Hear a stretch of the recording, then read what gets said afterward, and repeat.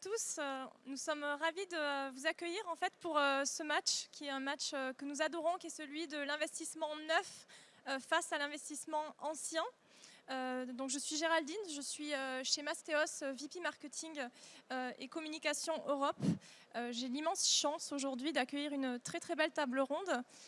Thierry Vignal, donc président fondateur de Mastéos, l'application en fait qui permet dans une seule application de pouvoir trouver, acheter, rénover, meubler et enfin gérer un bien pour le compte d'un investisseur. J'accueille ensuite Elias Antoine Chebak, qui est directeur général délégué chez Groupe Capelli, donc avec qui on aura la chance d'avoir l'éclairage du marché de l'investissement dans le neuf, côté promotion immobilière.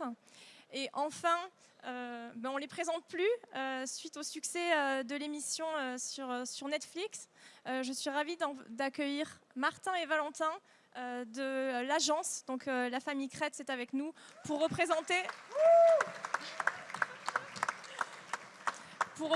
un angle qui est hyper intéressant parce que c'est un marché qui est très réactif aux tendances et qui est celui du luxe. Et donc ce que nous dit le luxe sur l'immobilier peut vraiment nous laisser pressentir de ce qui va se passer ensuite sur les marchés neufs comme anciens.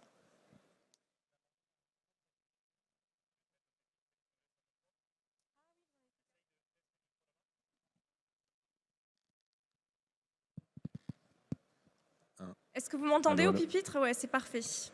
Je vais peut-être introduire déjà les thématiques, puisque le match va se jouer en 5 sets. Le premier set, ça va être le marché. Allô. Le deuxième, ça va être l'empreinte écologique et au premier chef, forcément, l'empreinte carbone de chacune des activités. Le troisième set, on l'imagine, ce seront la typologie des investisseurs. Qui sont les clients? Est-ce qu'ils sont différents? Est-ce qu'ils sont pareils? Le quatrième thème, quels sont les avantages de chacun des investissements? Les investissements financiers, mais également tous les autres types d'avantages qu'on pourrait avoir, patrimonial, succession, émotionnel. Et enfin, le dernier thème qui est hyper important, ça va être l'empreinte sociétale des marchés qui, demain, avec le contexte que nous connaissons, va venir loger les Français et les ressortissants étrangers qui sont sur notre beau territoire. C'est parti, vous êtes prêts? Géraldine, merci pour cette intro. On t'entend pas très bien, tu peux même parler plus fort si tu veux. De toute manière, les gens sont là juste pour voir les crêtes, donc ils s'en fichent de ce que tu dis. On peut juste les regarder pendant une demi-heure et ça fera l'affaire. Hein. Je peux regarder avec vous. Ouais. On est là tiens, pour Thierry, un match. Ils sont là pour le match. Thierry, puisque tu parles, tu vas être le premier appelé sur le terrain. Qu'est-ce que tu peux nous dire sur le marché de l'ancien? L'investissement, comment se porte aujourd'hui? On voit que l'inflation grignote l'épargne, on voit que les taux remontent, on voit que l'inflation rend les travaux un tout petit peu plus compliqués à réaliser. Qu'est-ce que tu peux nous dire sur les perspectives aujourd'hui et à court terme? Alors, on a pas mal de vents contraires sur le marché de l'ancien. Effectivement, on est sur une phase où les taux remontent, les niveaux d'apport aussi, il y a pas mal de cases bancaires, il y a le taux d'usure, les contraintes réglementaires de rénovation énergétique, etc.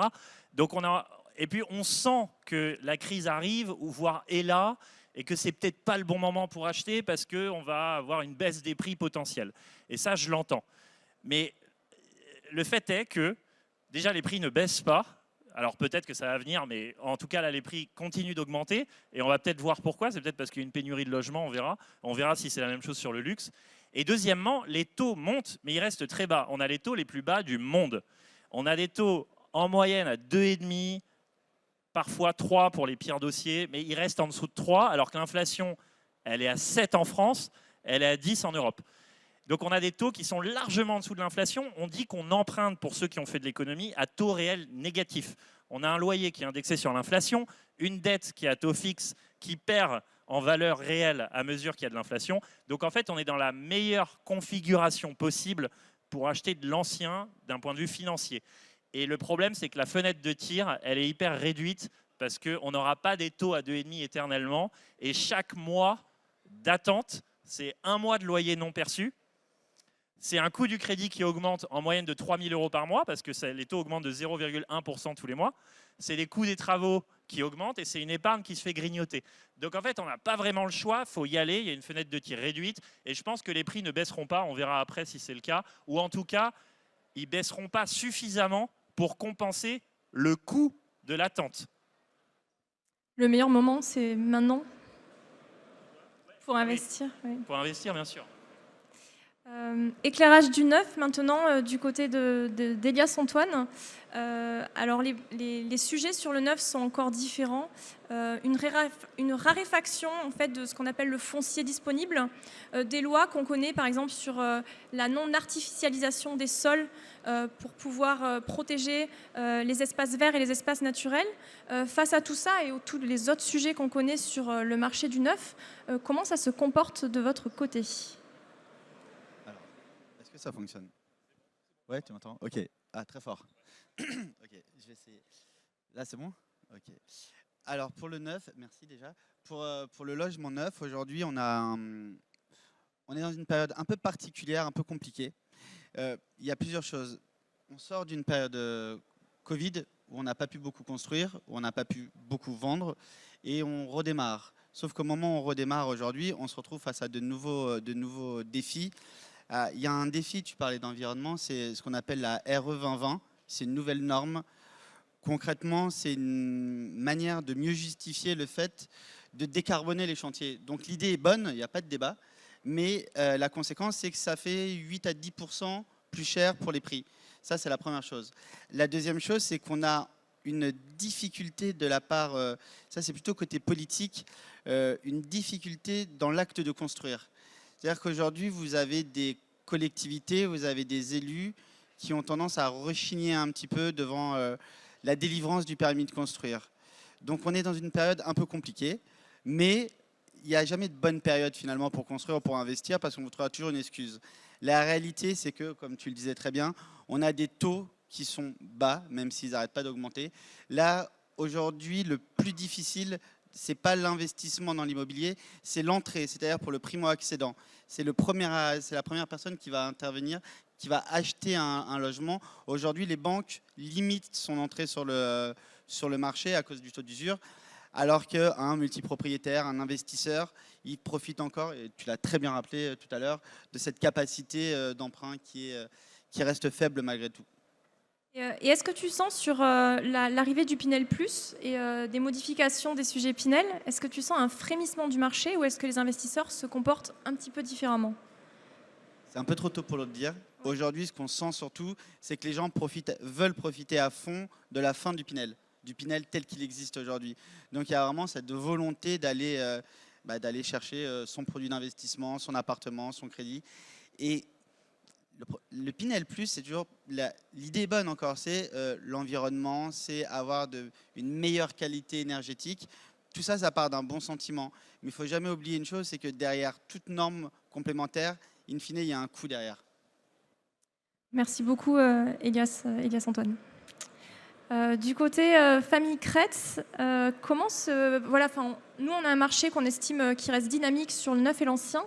Comment se comporte le luxe? Est-ce qu'il n'a jamais été aussi dynamique? Est-ce qu'il ralentit? Quelle est la tendance chez vous?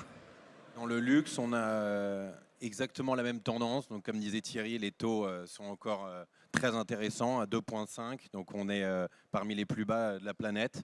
Et on voit que même nos clients étrangers se financent ici, sur le territoire français. Donc, ça, c'est très intéressant. Donc, on les accompagne non seulement sur l'achat, mais aussi sur le financement. Donc c'est une tendance qui est très bonne aujourd'hui et effectivement qui est encore un très bon moment pour investir, même si c'est moins de la recherche de rentabilité dans le luxe et plutôt du patrimonial.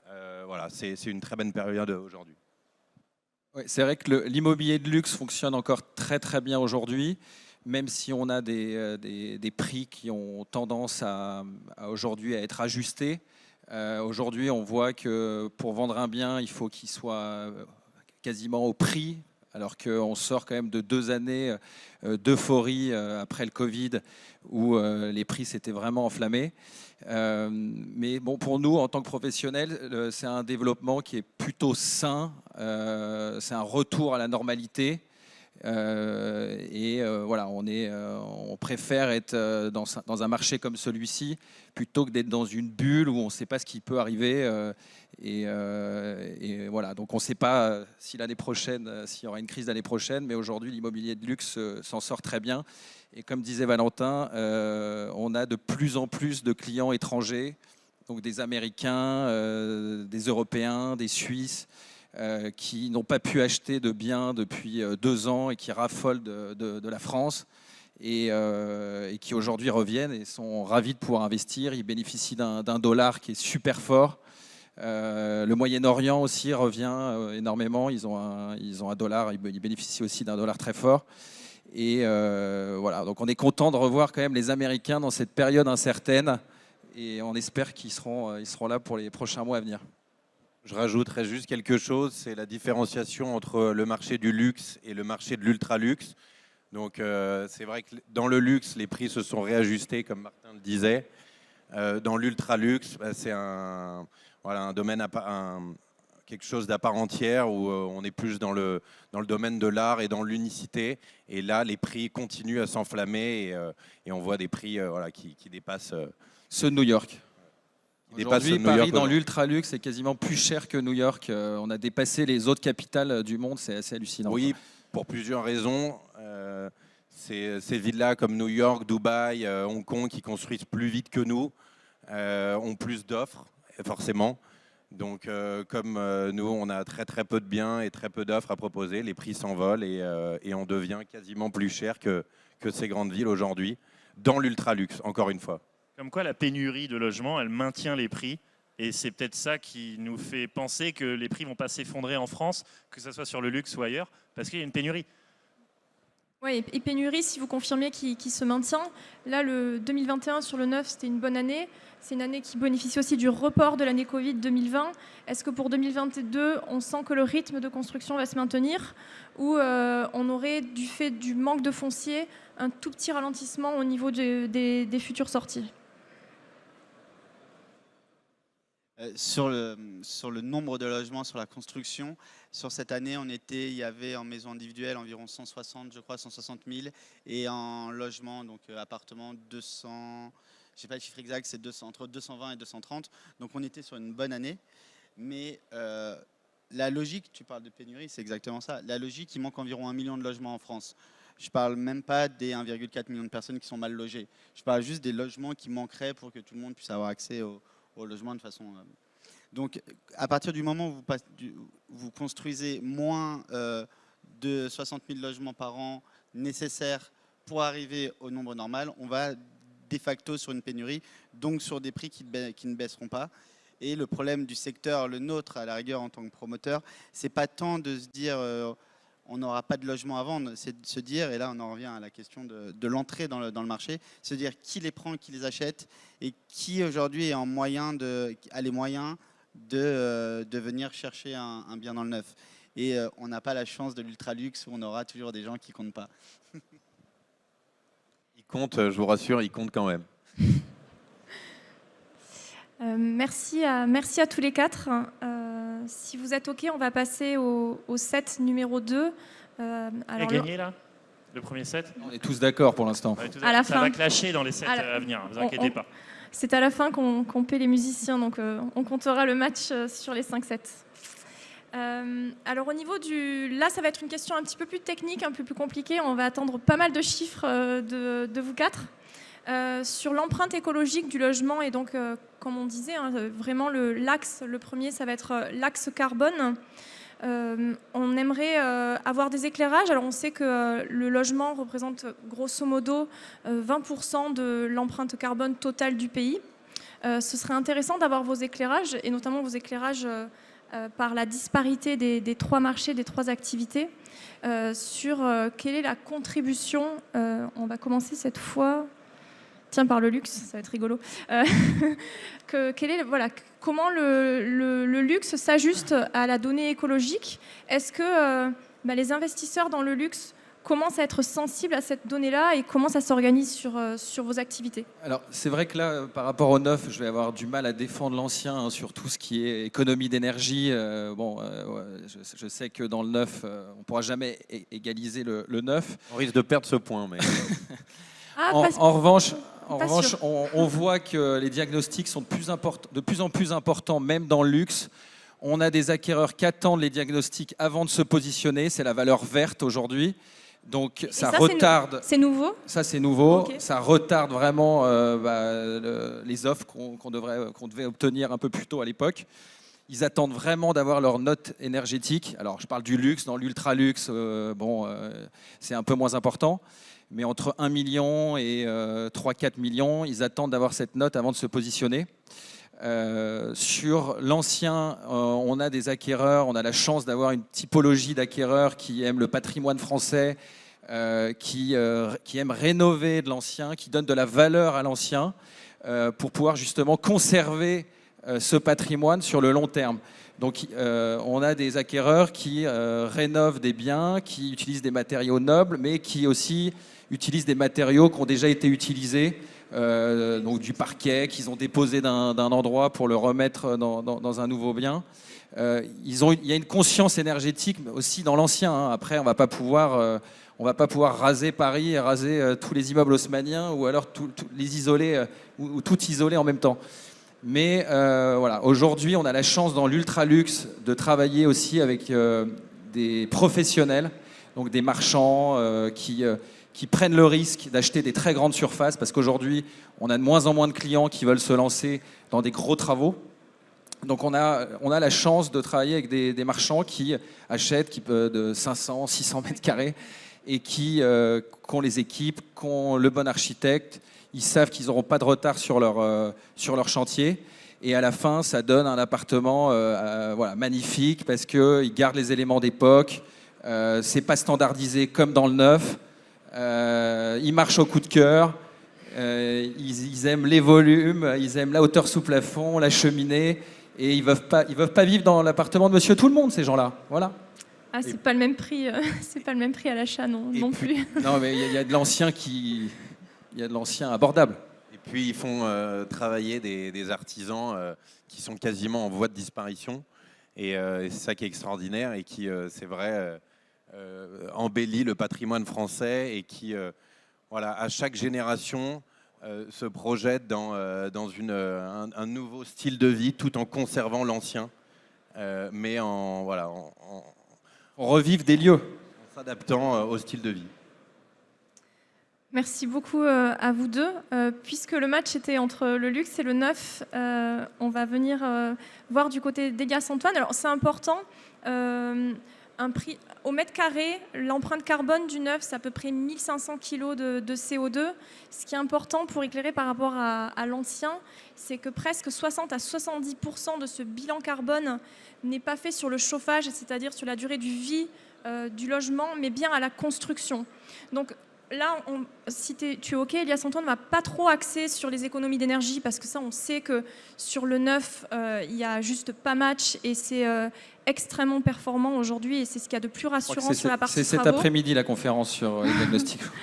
Par contre, Elias Antoine, sur tout ce qui est construction, quelles solutions vous avez aujourd'hui pour diminuer l'empreinte carbone de l'activité ? Bon, alors, déjà, on constate qu'on a gagné le premier, c'est ça, on a gagné la première partie, on est d'accord. Sur la deuxième, de façon concrète, aujourd'hui, ce qu'on fait dans l'immobilier, dans le neuf, ça s'appelle la réhabilitation. C'est-à-dire qu'on va créer du logement neuf dans du bâtiment ancien. C'est quelque chose d'assez efficace qui fait qu'on a un produit unique, qui a un produit qui est dessiné comme on l'entend. Et je vous prends un exemple là-dessus, c'est Saint-André-les-Lilles. C'est une ville qui est vraiment juste à côté, qui est collée à Lille. C'est la proche, enfin, on est toujours dans la même urbanité. On a pris un ancien hôpital de 7 hectares, vous voyez, en petites briques lilloises, pures, très belles. Et on a tout réhabilité pour en faire du logement. Vous avez des duplex, vous avez des beaux logements, vous avez tous les prix du coup. Et on est quand même sur un terrain de 7 hectares. Donc on a pris, moi je l'imagine dans ma tête, mais donc vous avez les bâtiments en briques qui sont réhabilités et autour on a fait des nouveaux bâtiments. On a fait tout ça dans un parc. L'objectif c'est quoi? C'est de se dire, si on détruit, si on reconstruit, c'est ça qui pollue. C'est le chantier qui pollue dans notre secteur. Effectivement, on aura les meilleurs diags, il n'y a pas de problème là-dessus, mais c'est le chantier. Donc comment est-ce qu'on limite le chantier? Le meilleur moyen de limiter le chantier, c'est la réhabilitation. C'est-à-dire on prend une partie de l'existant et on crée des logements dans l'existant. C'est là où on se rapproche. Nos clients font la même chose. On a vendu des manoirs, des anciennes églises réhabilitées, des châteaux évidemment, voilà, des chalets, des anciennes fermes transformées en chalets. Donc voilà, c'est là où on converge un petit peu. En revanche, Ouais. non, c'est bon. Non, mais c'est vrai que voilà, là, on a un château à vendre à plus de 30 millions d'euros. Le propriétaire a mis 10 millions d'euros de rénovation. Il a pris les meilleurs artisans, la meilleure dernière, enfin, des technologies incroyables dans le château. Et c'est merveilleux de pouvoir voir un lieu comme celui-ci revivre grâce à ce genre de propriétaire, plutôt qu'il soit à l'abandon et qu'on perde ce patrimoine au fur et à mesure des années. Vous nous montrez ça dans la saison 3 ? Le château. Saison 4. Thierry, pour toujours ce sujet, alors là, il y a l'un des défis les plus importants, c'est le diffus. On a vu tous les sujets sur les passoires dites thermiques et notamment le gel des loyers pour tous les DPE F et G.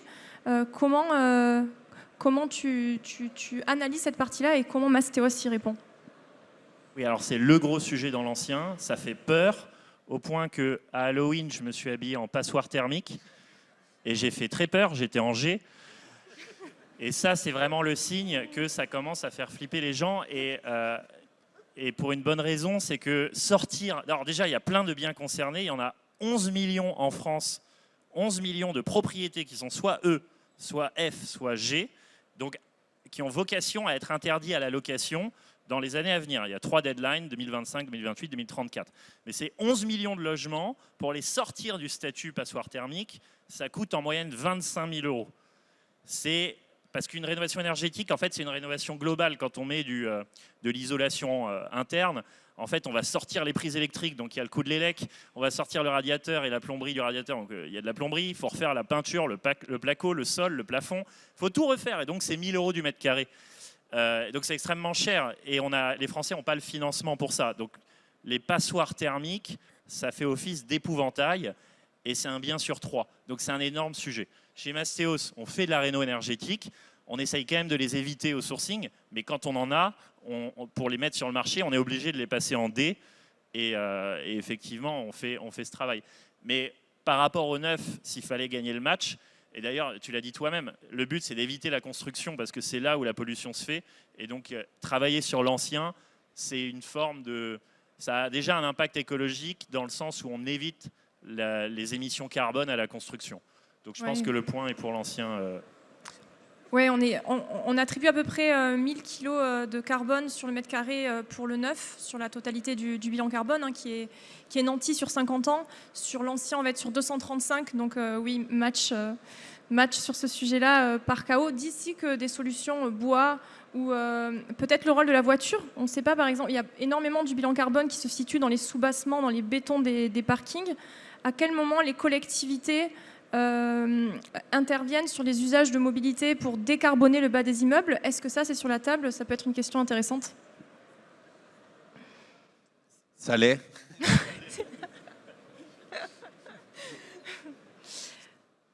C'était pas du tout un des thèmes qu'on...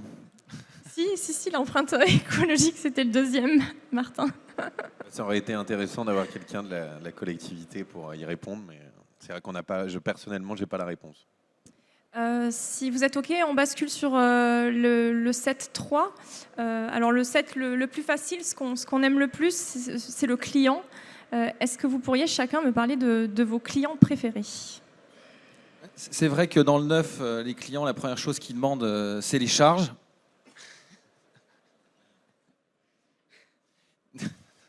Non, mais nous, nos clients, ils sont, on a la chance d'avoir des clients qui viennent partout dans le monde. On a la chance d'avoir des clients qui, à chaque fois, nous racontent une histoire sur leurs biens.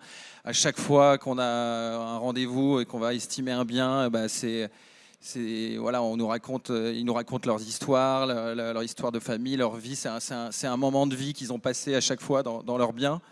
Et puis voilà, chaque jour est différent dans ce métier, on le sait. Maintenant, dans le luxe et dans l'ultra luxe, nos clients, ils viennent de ils viennent de start-up, de licorne surtout. Non, ils viennent du monde de la finance, ils viennent du monde du showbiz, c'est des grands sportifs. On a beaucoup de chance vraiment dans le luxe d'avoir un panel de clients différents et de pouvoir chaque jour avoir des histoires à raconter quand on rentre à l'agence. Et c'est vrai qu'ils raisonnent beaucoup moins, comme je disais, en rentabilité pure. Mais comme ils achètent souvent des adresses et pour se faire plaisir eux et plus un investissement vraiment familial, patrimonial. Dans le luxe, les prix finissent toujours par monter et on voit que sans chercher de l'invest, ils revendent toujours plus cher et voilà. Et c'est peut-être la solution aujourd'hui plutôt que d'aller chercher de la renta dans des villes qui sont potentiellement en développement. Valentin, parmi tes clients, est-ce que c'est vrai que tu as eu Madonna et qu'elle t'a donné le Covid? C'est ce que j'ai entendu. Est-ce que cette histoire est vraie? Elle m'a donné le Covid, mais c'est pas une cliente malheureusement. Mais sa coach personnelle est une cliente, une très bonne une cliente à nous, avec qui on a fait 2 transactions. Voilà, mais c'est un peu hors sujet. Tu as quand même eu le Covid par Madonna? Oui. Voilà. Bon, c'est bon. Ça révèle un peu ta typologie de clients. Ils sont rarement au RSA. On voit un peu le genre, quoi, pour ceux qui ont vu la série. Non, Il y a eu un échange de fluide quand même. Non. Bon, c'est vrai que notre clientèle, on démarre, Paris, région parisienne, aux alentours de 800 000 euros, si on veut parler chiffres. Et puis, ça monte.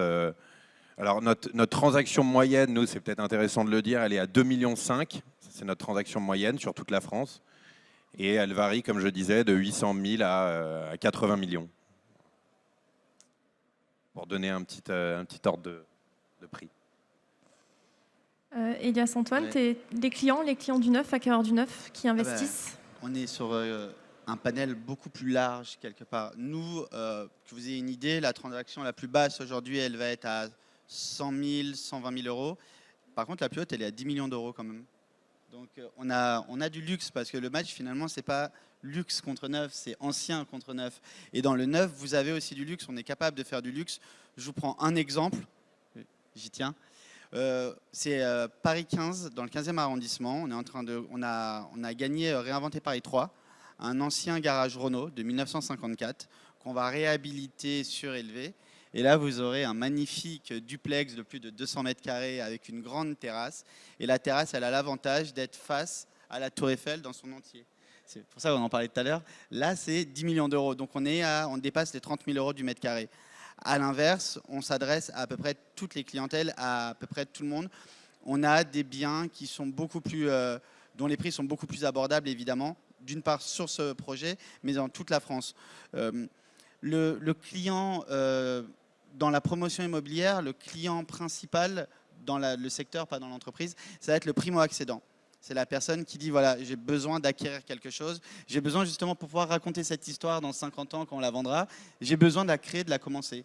Donc là, on la commence et nous, ils viennent nous raconter en fait qui ils sont, ce qu'ils font et pourquoi ils veulent avoir tel appartement dans tel endroit. Est-ce que c'est parce qu'ils ont l'intention d'avoir des enfants? Et en fait, c'est très intéressant. Et vous avez à peu près tous les secteurs et toutes les classes sociales, toutes les CSP du pays. Et en ça, il y a vraiment quelque chose d'assez humain dans le métier. Et vous apprenez sur tous les métiers et surtout sur toutes les méthodes d'investissement qui ne sont pas les mêmes selon les territoires et 2 selon les CSP. On se fera un plaisir de commercialiser le dernier étage. Ouais, le dernier étage. Essentiellement les derniers étages avec terrasse, s'il te plaît. On va s'en parler. Thierry, côté de l'ancien, le ticket d'entrée est plus bas, c'est l'un des avantages.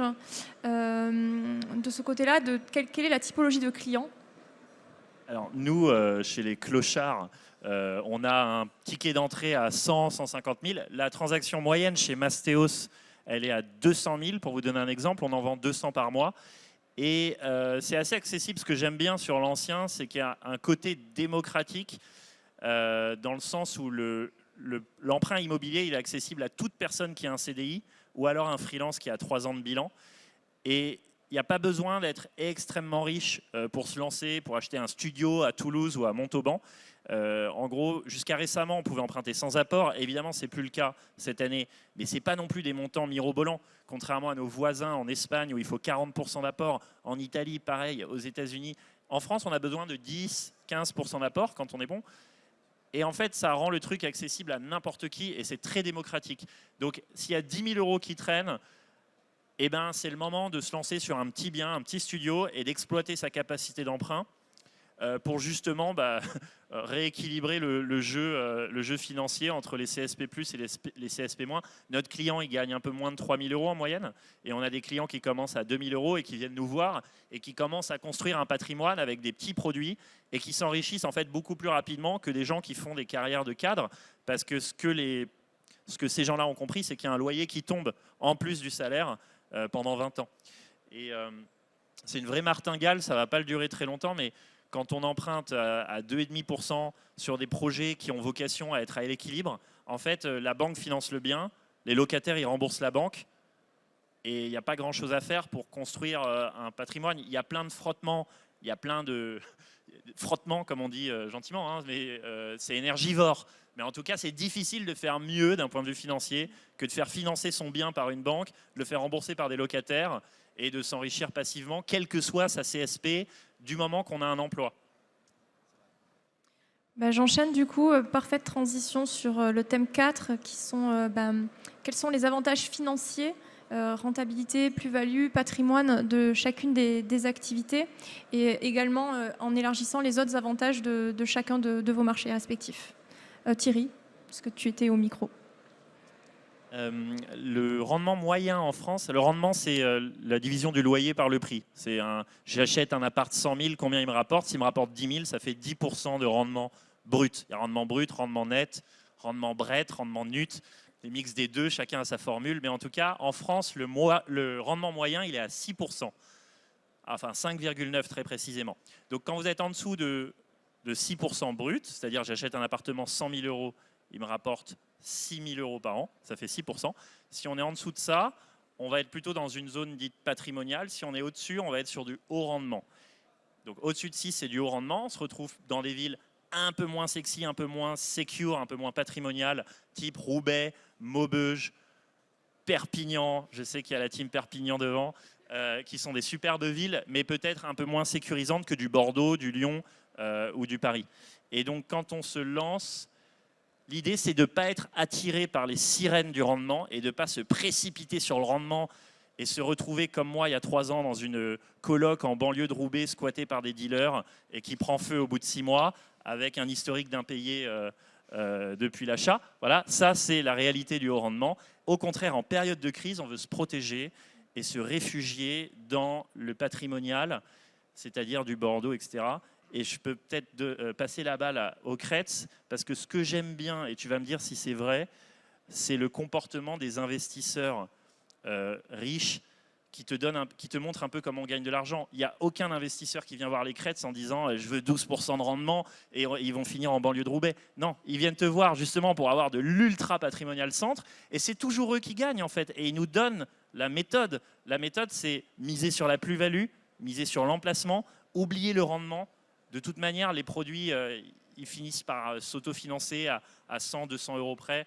Donc, Oui, c'est vrai que, comme le dit Thierry, nous, c'est plus une approche patrimoniale. On a, je pense que la résidence principale, hein, clairement, qui est exonérée de plus-value, c'est quand même le meilleur investissement quand on veut commencer. Je prends toujours l'exemple, on a vendu une maison il y a 6 ans en région parisienne à 3 millions d'euros. 2 ans après, ils l'ont revendu 6, ils avaient fait 0 travaux. Et le nouveau propriétaire a revendu 8,5 millions, sans travaux, sans un coup de peinture l'année dernière. Donc quand on a un bon emplacement, un bien unique en fait, un bien avec un beau jardin, un beau terrain, et qu'on est sûr que ça perdra jamais d'argent, bah, allez-y. Bon, après, tout le monde n'a pas les moyens de s'acheter une maison à 3 millions, mais ça marche aussi sur des appartements bien placés. Je suis sûr qu'on peut doubler sa surface assez facilement, assez rapidement quand on investit dans un arrondissement qui est en train de monter ou dans un bien qui a beaucoup de potentiel. Voilà, quand il y a 0 impôt sur la plus-value, il ne faut pas se gêner, c'est encore c'est ce que ne retirera pas l'État, c'est d'ailleurs la seule transaction. Le bien, pardon de t'interrompre, mais le bien où ils ont fait x2, c'était un bien qui n'avait pas de rendement à la base. Ah non, pas du tout, non, pas Voilà. du tout. Non, elle avait acheté pour elle parce qu'elle avait eu le coup de cœur. Ils marchent au coup de cœur, nos clients. Si elle avait loué, oui, si elle l'avait loué, c'est 2%. Enfin, c'était pas du tout un investissement au départ. Après, il y a la résidence secondaire. La résidence secondaire, ça peut être un bon investissement. En général, nos clients, ils investissent toujours dans des bons endroits, à la montagne, à la mer. Il faut quand même regarder s'il n'y a pas trop de charges. Voilà, des résidences secondaires, ça peut aussi être un très très bon investissement. Oui. On a une maison à Saint-Barth. Voilà, c'est ce que j'allais dire, c'est qu'il y a des secteurs où, là, en investissement luxe pour de la renta, il y en a. Mais c'est vraiment des marchés, voilà, c'est des tout petits marchés. Et c'est très localisé. Donc on a les chalets dans les Alpes, dans des très belles stations, qui sont des très bons rendements, qui sont vraiment des business. On a les villas sur les îles ou dans le sud de la France, sur la Riviera, ou Saint-Barth aussi. Ça, c'est vraiment les maisons sont remboursées en 10 ans, même avec des prix d'achat astronomiques. Ils les reconstruisent tous les 10 ans à cause des cyclones. Donc, Aussi, mais ça reste rentable, c'est ça qui est incroyable.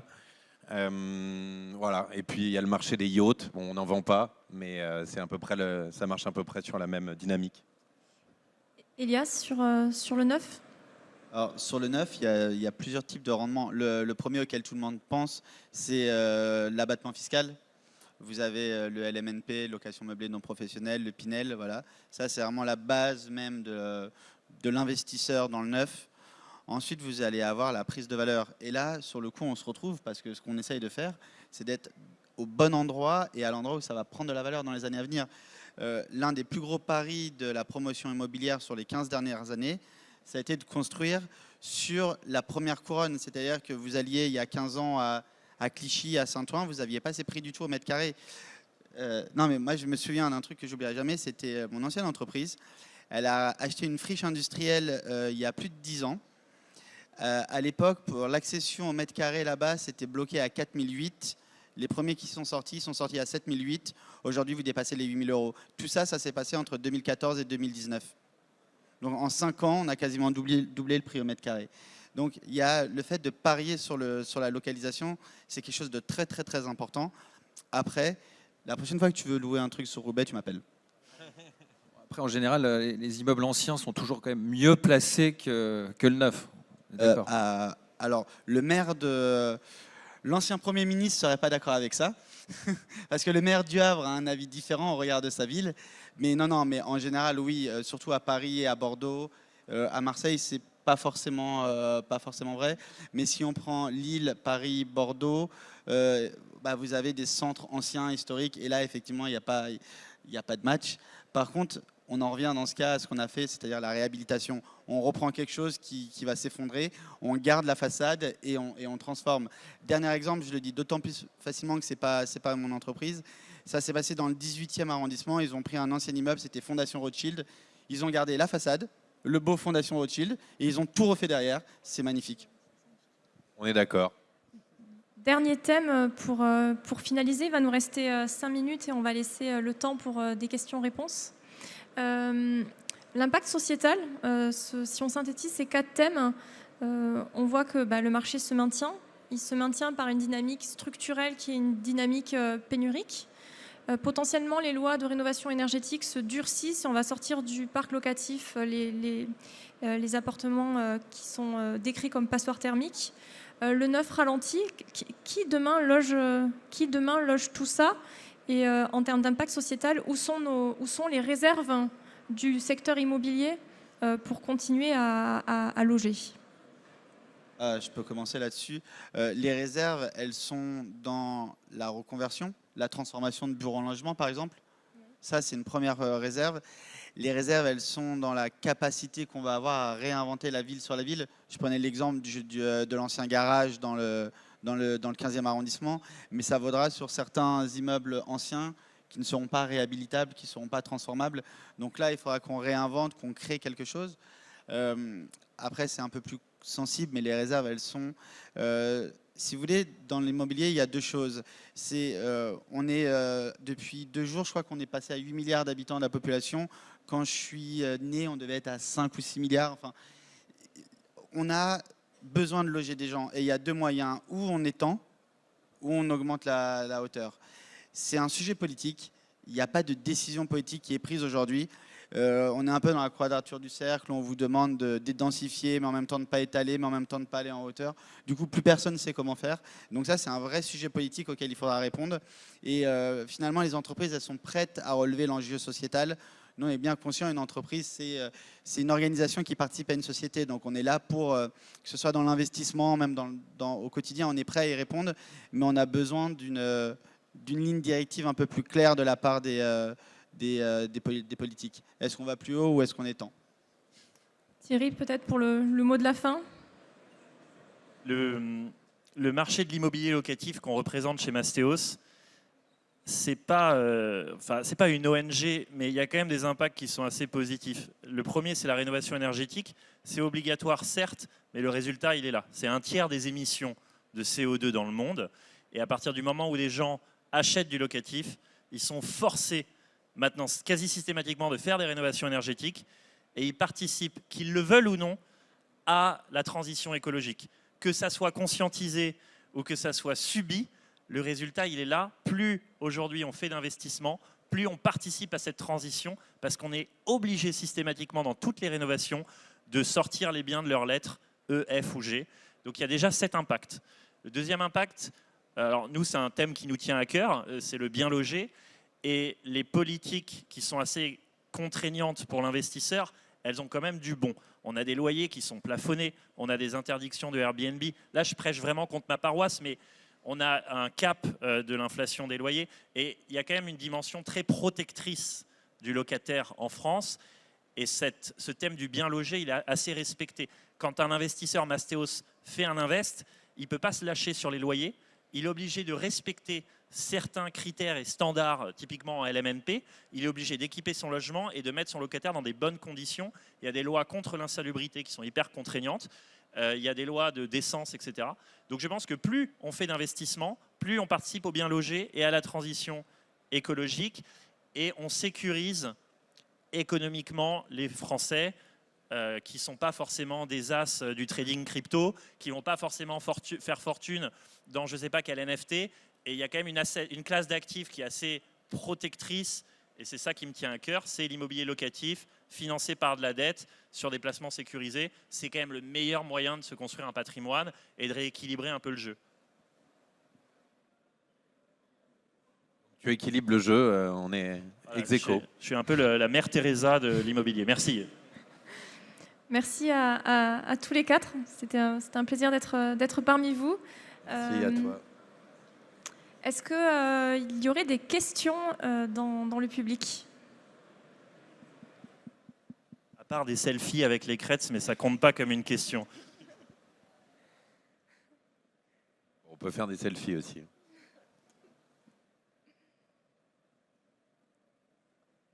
N'ayez pas peur, ne soyez pas timide. Vous ne passerez pas sur Netflix si la question est ratée.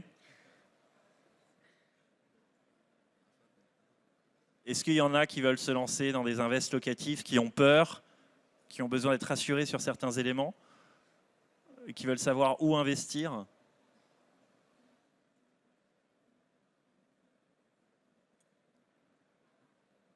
Beaucoup de timidité. Ah, il y a une question là-bas.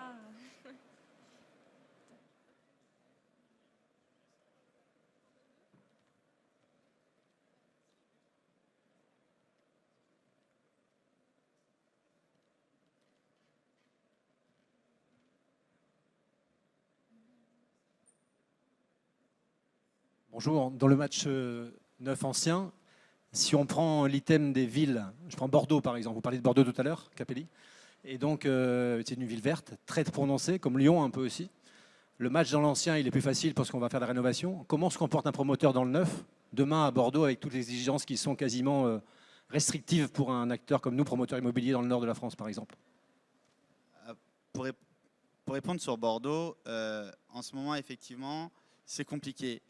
Et en même temps, il y a 2 semaines, on a gagné 20 000 mètres carrés.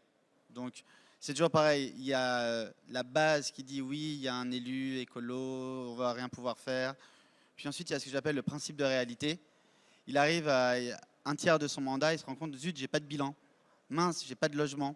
Et là, on vous appelle en catastrophe et on vous explique, attention, là, il faut quand même s'organiser. Il y a des projets qui doivent sortir. Ah oui, bon, alors ce sera moins haut, ce sera plus vert, il y aura plus de bois. Parfois, le bois n'a aucun sens. J'ai eu un projet où le bois, en fait, c'était plus polluant que pas de bois. J'ai expliqué, alors c'est pas à Bordeaux, hein, j'étais à la ville, j'ai expliqué ça au maire, il m'a dit, et alors? J'ai dit, d'accord. Donc, Alors ma question qui va juste derrière, c'est quand on est promoteur, acteur comme vous, national, Bordeaux fait partie des exceptions, on va dire. Euh, avec toutes ces améliorations du bardage en bois et autres, qui coûtent énormément plus cher que les 8-10 points que vous citiez, comment on construit encore quand on a un promoteur plus agile, plus léger, et qui fait 300 lots par an, par exemple? Et ça, c'est une difficulté d'arriver pour nous. Comment aujourd'hui on va réguler le marché de pouvoir construire du neuf encore, alors qu'il manque 1 million de logements, et que ces villes-là vous libèrent de temps à autre 20 000 mètres carrés quand ils réfléchissent en disant oui, il faut qu'on sorte du carton des choses. Or, si elles obligent à mettre du bardage bois et autres, on va prendre 20 points quasiment.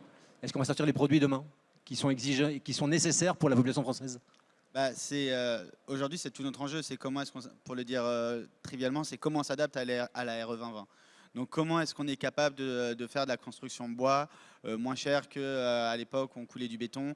Comment est-ce qu'on est capable? Et je ne vais pas dire qu'on a trouvé la martingale encore, mais aujourd'hui, la négociation, elle se fait sur le coût du foncier. Puis on arrive dans une période où, à force de s'envoler sur le coût du foncier, on commence à stagner. Elle se fait sur le nombre de logements. C'est-à-dire qu'au bout d'un moment, ce qu'on explique, ce que je vous disais tout à l'heure, on peut faire les plus belles choses, les choses les plus modernes, meilleur diag énergétique, meilleur isolement, meilleure matière, meilleurs matériaux, pardon. Par contre, vous ne pouvez pas faire ça pour 2 logements. Ça marche, ça fonctionne pas. Et il y a un argument qui est quand même assez intéressant, c'est quand vous êtes en centre-ville, prenez l'exemple des les gares du Grand Paris. C'est un projet qui coûte des milliards d'euros. Des milliards d'euros. On fait des nouvelles gares pour qu'on puisse se transporter dans toute l'Île-de-France. Et là, vous avez un maire qui dit, ah ouais, là, je veux un coworking et 12 logements. Bah non, en fait. Tu as 300 000 personnes qui vont se balader ici. Tu as un foncier public. Moi, je suis un promoteur, je fais mon métier, mais la réalité, c'est que en tant que citoyen qui paye des impôts, si tu fais 4 logements et un coworking ici, c'est du gâchis d'argent public. Ça veut dire qu'il y a 4 copains qui vont habiter là et tous les gens vont continuer à prendre la voiture pour venir à cette gare. Donc ça ne sert à rien, il faut adapter nos projets à la période. Et c'est cette discussion quotidienne qui permet d'obtenir, non pas d'avoir raison, mais en tout cas d'obtenir des compromis. Merci beaucoup pour la question et la réponse. D'autres questions? Là, il y en a une là-bas. Pour les autres, cocktail au stand Mastéos. Le champagne vous attend et vous pourrez prendre des selfies. Vous pourrez prendre des selfies avec soit Elias, soit les crêtes, soit moi, au choix, au stand Mastéos qui est là-bas, au fond, après la conférence. Oui, alors la question, ça serait, donc là on a le match ancien contre neuf. Quel est l'impact du financement et de la difficulté de trouver du financement dans ce match-là? En gros, est-ce que les banques vont préférer un type par rapport à un autre? Merci. Super question. Tu seras peut-être mieux à même d'y répondre sur le neuf. Sur l'ancien, le financement, c'est très compliqué en ce moment. Les banques, déjà en fin d'année, les banques ont moins de quotas. Donc, il va peut-être falloir attendre le début d'année prochaine. Il y a pas mal d'offres qui sont en stand-by. C'est ce que tu me disais, Valentin. C'est-à-dire qu'on n'a pas des refus, mais on a des banques qui disent remettez 3 mois sur le compromis ou la promesse de vente, parce que là, on ne va pas pouvoir financer. Il y a le taux d'usure et il y a les contraintes de fin d'année. Donc, il faut peut-être reporter son projet au début d'année prochaine et viser sur du petit projet bien digeste. Alors, l'ultra-luxe, c'est autre chose, mais pour nous, les moldus, aller chercher des petits studios plutôt que des gros biens sur l'île Saint-Louis, ça permet d'augmenter ses chances que ça passe. Small is beautiful, c'est le mot d'ordre pour 2023.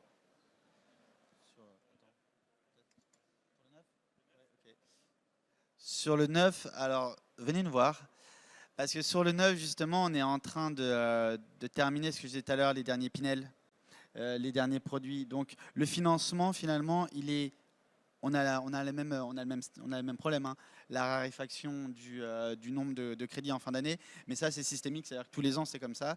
Le taux d'usure, on a exactement les mêmes problématiques. Néanmoins, le banquier va être plus à même à discuter avec nous parce que ça vous permet, vous, un exercice d'investissement beaucoup plus entendu, beaucoup plus prévisible. Typiquement, vous avez X de salaire, vous payez X d'impôts. Grâce au Pinel, vous allez louer à X euros, ça fait tant dans la poche à la fin de l'année. C'est clair, c'est net, c'est précis. Et ça peut aider dans le montage du dossier. Voilà pour le Pinel. Pour le LMNP, c'est la même chose, même si le montage est différent. Et ensuite, pour ce qui concerne l'investissement, vous voulez aller habiter dans du neuf. Au regard des prix actuels et au regard de ce qui se présage, si votre banquier vous connaît et qui connaît votre parcours, entre guillemets, votre parcours économique, il aura tendance à vous faciliter l'accès en disant « Ok, là, je suis là, dans X temps, ça sera la pièce en moins, et dans X temps, ça risque même d'être l'accession en moins. » C'est-à-dire que vous devrez rester locataire. Pour les milliardaires, c'est dur le financement ou pas? On ne parle pas du tout que de milliardaires. Comme je disais, on démarre à 800 000, 1 million d'euros et c'est exactement les mêmes problématiques et tout va proportionnellement. Donc voilà, on parle exactement des mêmes problématiques. Il y a des refus de prêt là en ce moment? On a beaucoup plus de refus de prêt qu'il y a un an. Mais comme tu le disais, c'est vrai on essaie de négocier des reports de 2-3 mois de signature pour faire d'autres montages, aller trouver d'autres banques, etc. Voilà. Quand c'est bien réfléchi au début, et quand on part avec un client, c'est aussi notre rôle, nous, de dire voilà, ça va aller au bout, ça va pas aller au bout, et on ne fait pas perdre de temps aux propriétaires et ni aux acheteurs non plus d'ailleurs, parce que voilà, on peut tous rêver, mais on est vite ramené à la réalité des choses. Tu as toujours des offres sans conditions suspensives ou c'est moins la norme? Dans le luxe, on en a. Dans l'ultra luxe, effectivement, les conditions, ça n'existe pas. Mais oui, dans le luxe, à partir d'1 million d'euros, on a des conditions suspensives de prêt. Ah, une autre question. Ça va être Le micro. la dernière question. Ouais, dernière question au milieu.